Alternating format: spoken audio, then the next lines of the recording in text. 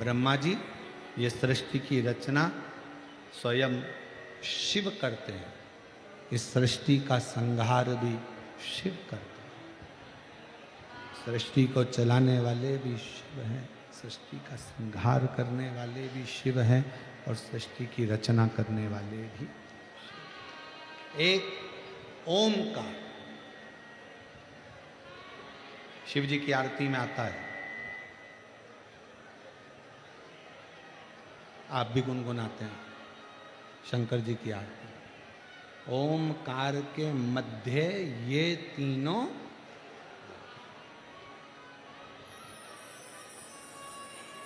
एक ओमकार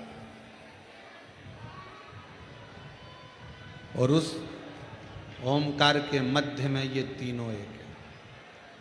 ब्रह्मा विष्णु सदाशिव जानत अविवेका प्रणवाक्षर के मध्य ओमाक्षर के मध्य यह तीनों एका। ओम जय शिव। ये तीनों एक। अब ब्रह्मदेव को लग रहा है कि मैं सृष्टि का निर्माण कर सकता हूं, मैं सृष्टि का संहार कर सकता हूं, मैं सृष्टि को बना सकता हूं, मैं सृष्टि को मिटा सकता हूं। मुश्किल, बहुत मुश्किल। आप और हम नहीं। जिसके मन में यह भाव आ जाए ना कि घर तुम चला रहे हो, समझ लेना कि तुम मूर्ख हो जो ये विचार कर रहे हो कि घर तुम चला रहे हो। 2 घंटे के लिए मर के देख ले, घर चलता है कि नहीं चलता सब मालूम पड़ जाएगा। जिंदा हो तो भी चलेगा और मर जाओगे।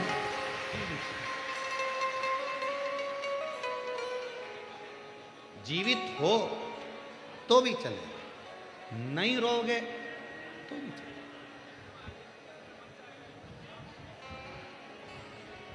अपने मोहल्ले में, अपनी कॉलोनी में, अपनी सोसाइटी में, अपने क्षेत्र में, अपने प्रदेश में, अपने क्षेत्रों के अंदर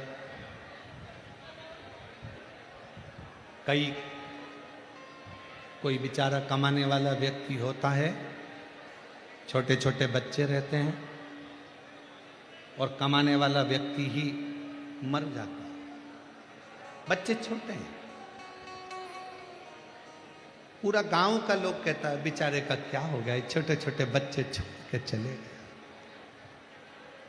बूढ़े बूढ़े माँ बाप रह गए और वो चले गए। कौन संभालेगा, कौन करेगा? पूरा गांव का लोग टेंशन में रहता है, इसका क्या होगा, इसका क्या होगा, इसका क्या होगा, इसका क्या होगा। शिव महापुराण की कथा कहती है, शंकर भगवान ने पार्वती जी को मणिकर्णिका के घाट पर बैठकर शंकर भगवान ने पार्वती जी को ज्ञान उपदेश देते समय कहा था, पार्वती यहाँ जितने मुर्दे आते हैं ये सब जल जाते हैं। मुर्दे शमशान तक आते हैं और जैसे ही मुर्दा शमशान में पहुंचता है, शंकर भगवान कहते हैं मैं स्वयं उसके मकान तक पहुंच जाता हूं।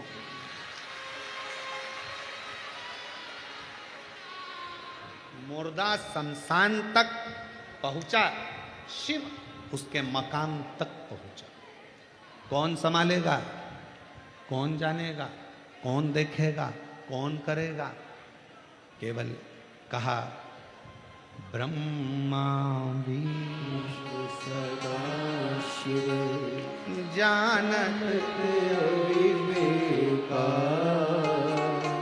भोले जानत अविवेका प्रणवाक्षर के मध्य ओमाक्षर के मध्य यह तीनों एका।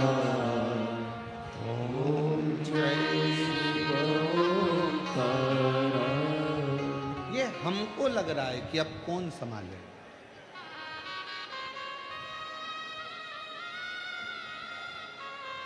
चलो मेरी जीजियां, ऐ रतनगढ़ वाली, उत्तर देना। इतना बड़ा घर तुम्हारा,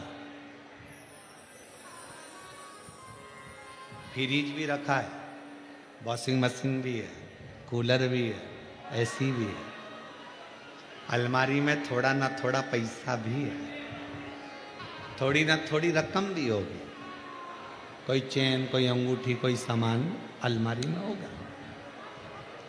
इतने बड़े घर को कोई काम पड़ जाता है तो ताला लगाना पड़ता है।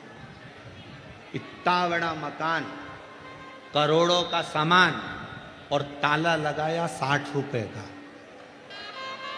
ताला लगाया 150 रुपए का, 200 रुपए का, 500 रुपए का, 1000 रुपए का। इससे महंगा ताला लगाओगे क्या? जम के बोलो जरा। मकान कितने का? करोड़ों का। सामान कितना? करोड़ों का। फ्रिज भी है, वॉशिंग मशीन भी है, बहू के कपड़े भी हैं, बहू के जेवर भी हैं, मेरे जेवर भी हैं, इसके भी हैं, पति का भी सामान है, कहीं मकान की रजिस्ट्री भी है, जमीन भी है, जायदाद भी है, सब। मकान करोड़ों का और ताला कितने का? 100, 200, 500। और ताले की चाबी कितने की? अगर चाबी गुम जाए तो चाबी वाले के पास जाओ और को चाबी बना दे तो क्या 60 रुपए लूंगा? 25 रुपए में दूंगा। 100 रुपए के ताले की चाबी 60 रुपए, 25 रुपए में मिल जाती है। अब जरा विचार करो, तुम इतने बड़े करोड़ों के मकान को एक ताले के भरोसे छोड़कर, चाबी कमर में खोस कर तुम कथा में आकर बैठ गए, या कहीं शादी में चले गए, या कहीं परिवार में चले गए। अब तुम्हें क्या लग रहा है कि तुम्हारा घर ताला संभाल के रखा है? नहीं, तुम्हारा घर, तुम जो दरवाजे पे से गाय को रोटी देती हो, पक्षी को दाना देती हो, प्यासे को पानी पिलाती हो, भूखे को भोजन कराती हो, तुम्हारे दरवाजे पर आए हुए अतिथि का सम्मान करती हो, अपने घर के बुजुर्गों का आदर करती हो, तुम भगवान शंकर को 1 लोटा जल समर्पित करती हो। तुम्हारा घर 60 रुपए का ताला नहीं संभालता है, तुम्हारा घर वो पूर्वजों का आशीर्वाद संभालता है।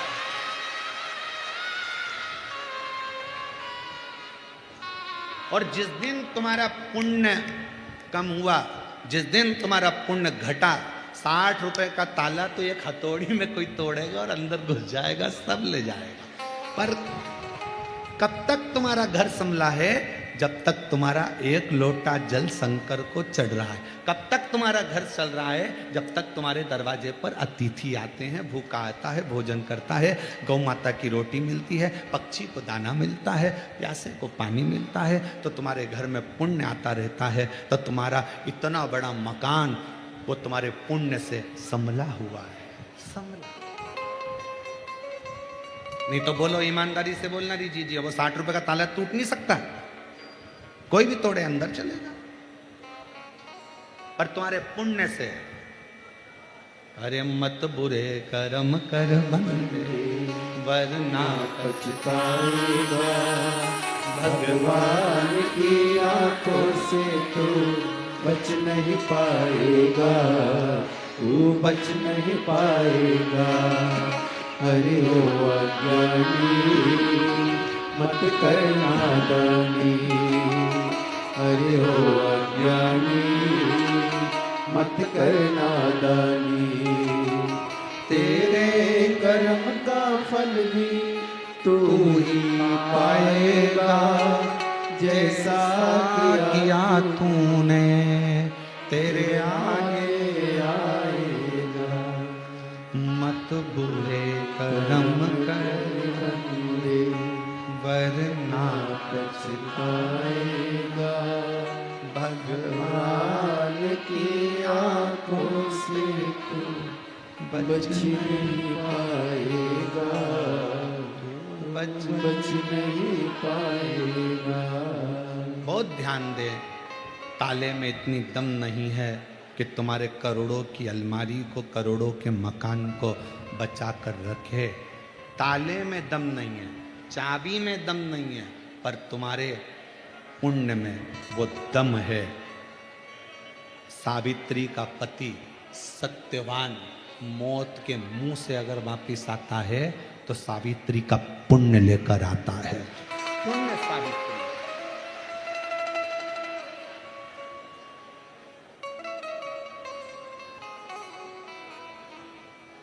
उसका एक नाम है काल अधिपति महाकाल।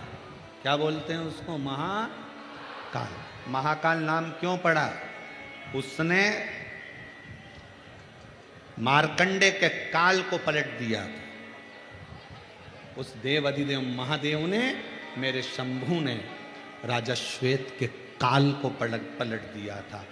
काल को पलटा, इसलिए उसका नाम महाकाल। जब वो अपने भक्त के लिए काल पलट सकता है तो रतनगढ़ वालों के हाल नहीं पलट सकता है।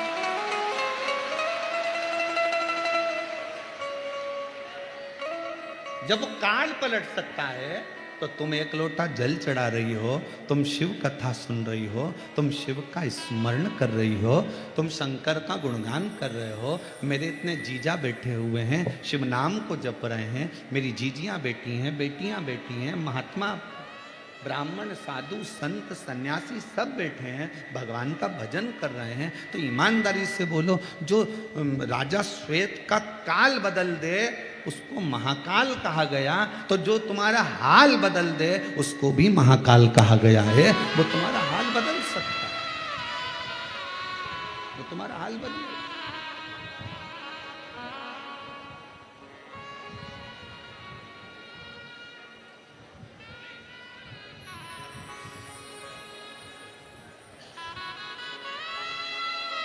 वो कहते हैं ना कि जब शिव कृपा करते हैं, जब शिव कृपा करते हैं, लंगड़े भी अकड़ चलते हैं। जब शिव कृपा करते हैं, लंगड़े भी अकड़ चलते हैं। शंकर की जब करुणा होती है, रामचरितमानस में लिखा है कि पंगु भी पर्वत लांग जाता है जब शिव की कृपा हो।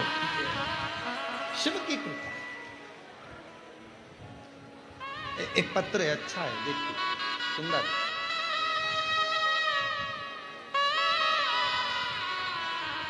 मैं मुन्नी देवी, पत्नी रामपाल, खटीक, सुभाष नगर, फतेहपुर, शेखावटी, जिला सीकर की रहने वाली। कहीं बैठी हो? मुन्नी देवी, पत्नी रामपाल, खटीक, सुभाष नगर, फतेहपुर, शेखावटी, जिला सीकर की रहने वाली। एलईडी पर पत्र पढ़ सकते हैं। अगर कोई एक लोटे जल का महत्व व शिव भक्ति का महत्व जानना चाहता है, उसका उदाहरण मध्य में मेरे जीवन पर पड़ा है। कहीं बैठी हो तो आ सकती हैं। मेरे 20 साल तक दिमाग की समस्या थी, जिसके मैंने 20 साल तक दवाइयां ली। दवाइयां लेती सही हो जाती, लेकिन दवाई बंद होते से मेरा बीपी उच्चतम हो जाता, जिसके मेरी स्थिति पागल जैसी हो जाती। लोग मुझे पागल कहा करते थे, मेरा दिमाग काम नहीं करता था। मेरी 4 संतानें भी हैं। मेरी इस स्थिति को देखकर खाना पीना सब छूट जाता था। मेरे पति के पास इतना धन नहीं था कि किसी बड़े अस्पताल में जाकर इलाज करवा सके। लोगों को लगता था कि इसको दौरे आते हैं पागलपंती के, और पागलों जैसा हाल कर कर फेंका फाकी ये वो सब। तभी मेरी पड़ोस की एक आंटी ने 2020 में पहली बार आपकी कथा टीवी पर सुनी, और उन्होंने कहा कि इसको टीवी पर शिव महापुराण की कथा सुनाओ, वो सियोर वाला महाराज आता है। कथा चालू कर कर मेरे पति छोड़ देते, मैं कथा सुनती, और बाबा की कृपा से कथा से ऐसा लगन हो गई कि मैंने भी मंदिर जाना चालू करा। और बाबा की कृपा से आज मैं बाबा को धन्यवाद देने के लिए आई हूँ कि 20 साल से लोग मुझे पागल कहते थे, आज बाबा ने मुझे अच्छा कर दिया। अब मैं एक भी दवाई नहीं लेती हूँ, कोई दवाई नहीं खाती। मैं बाबा के इस कथा में लाहोटी परिवार को भी बहुत बहुत धन्यवाद देती हूँ कि लाहोटी जी ने हमें कथा सुनने का सौभाग्य दिया। ये शिव कृपा है, ये शंकर की उदारता है, ये शंकर की करुणा है। एक पत्र और है, अगर कहीं बैठी हो जीजी तो आइएगा।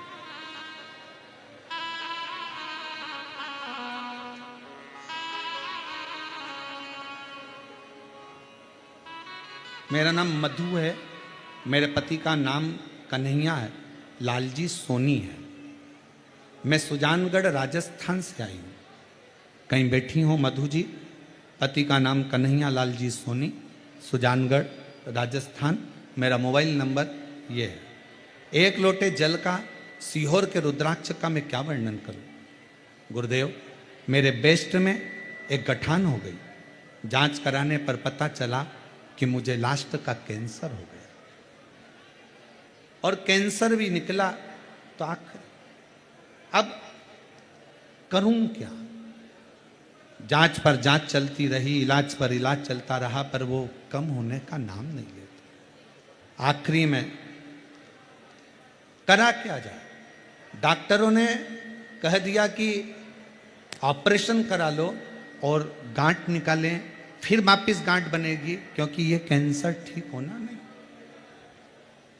पूरे परिवार के लोग दुखी हो गए। गुरुदेव, तभी एक बहन के कहने पर शंकर पर विश्वास हुआ और डॉक्टर साहब से विनय कर कर दवाई लेकर हम लोग आ गए और हम बाबा के मंदिर जाना चालू कर दिया। 15 मेरी कीमो हुई, थेरेपी चली, उसके बाद भी वो थम नहीं रहा था। कैंसर थमने का नाम नहीं ले रहा था।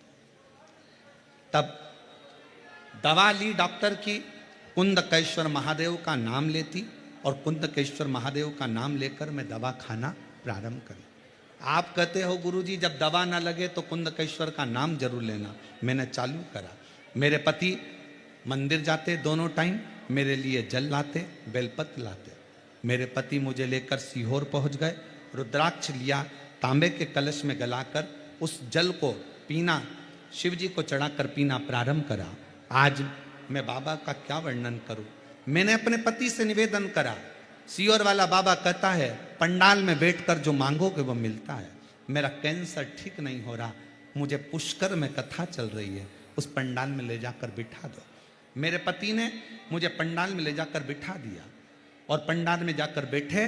बाबा की कृपा से वहां की मिट्टी को अपने शरीर पर लगाना प्रारंभ करा और दूसरी बार जांच कराई तो मेरे कैंसर की गांठ गल चुकी थी और मेरा कैंसर ठीक हो गया। गुरुदेव, एक बात और कहना चाहती हूं। गए तो मेरे लिए थे, पर उसी बीच में मैंने अपने बच्चे के लिए भी मांगा कि मेरे बेटे के लिए बाबा इसकी अच्छी जॉब लगवा दो और इसकी मेडिकल की पढ़ाई करवा दो। बच्चा मेहनत कर रहा था, उसका हो नहीं रहा था। आज मैं बाबा को धन्यवाद देती हूँ गुरुदेव। पुष्कर की कथा में पंडाल में जो मांगा, मेरा बेटा भी मेडिकल कॉलेज MBBS कर रहा है और गुजरात के मेडिकल कॉलेज में पढ़ रहा है। मैं बाबा को यहाँ धन्यवाद देती हूँ कि मेरा बेटा भी डॉक्टर बनने वाला है। ये शिव की उदारता। कहीं बैठी हूँ मधु जी, आप आ सकती हैं और एक बेलपत्र ले सकती हैं। शिव के आदि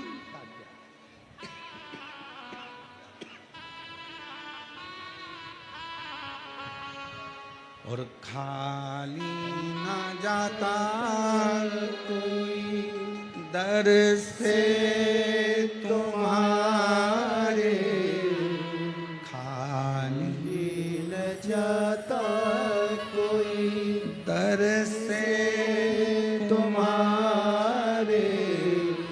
मैं भी खड़ी हूँ नंदी बाह पसार, अपने हृदय से लगा दो,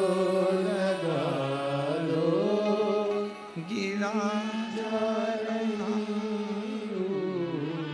उठा लो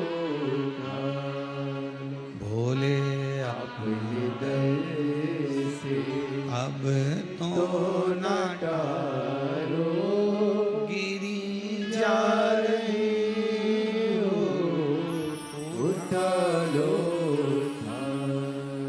हम उस पर समर्पित हो जाएं। जब वो राजा श्वेत का काल बदल सकता है, तो शंकर जी को एक लोटा जल चढ़ाने वाले का मेरा महाकाल हाल भी बदल सकता है।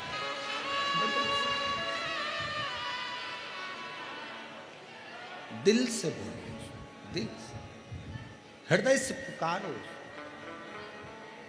मेरी जीजियों, ये कथा तो आज विराम हो जाएगी।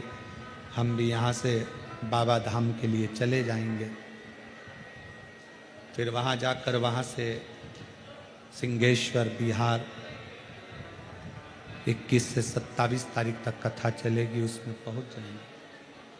टीवी पर आप लोग 2 बजे से देखिए। कथा का मूल सार शिव जैसी शांति रखकर, मन में धैर्य रखकर शंकर की उदारता को, शंकर की करुणा को स्वीकार कर, अपने भीतर उतार कर, अपने भीतर। और जब आप उसका नाम लेकर उसको पुकारते हो, जब आप उसको बुलाते हो, मेरी बेटियों, मेरी जीजियों, मेरी माताओं, मेरे भाई, मेरे जीजाओं, शायद दुनिया के लोग कहें कि पत्थर में भी क्या भगवान प्रकट होता है, पर इन पत्थरों का ढेर कहता है दिल से पुकारा जाए तो परमात्मा प्रकट होकर हर ब्रह्मा जी के भीतर की अभिमतता शिव के करीब नहीं आने, भगवान के करीब। कथा सुनी थी आपने, इस व्यासपीठ के माध्यम से कहा था कि रावण दशरथ जी के घर में भोजन करने गया तो सिर का मुकुट जमीन पर रखकर फिर गया।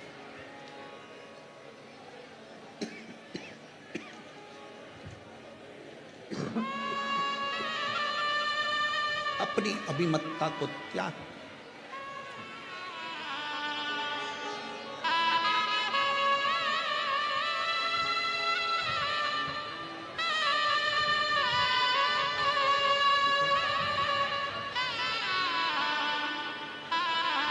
कैंसर हो गया था और शिव की कृपा से डॉक्टरों ने जवाब दे दिया था, और आज प्रसन्न चित्त में कथा में बैठी हैं। और बेटा भी MBBS कर रहा है, डॉक्टर बनने जा रहा है। एक बार जोरदार ताली बजाकर बधाइयाँ दो।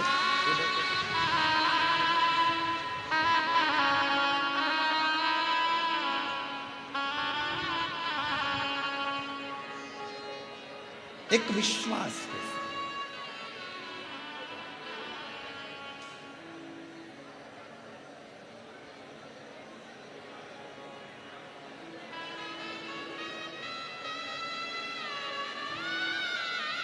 इसी रतनगढ़ की भूमि पर एक जोधपुर से एक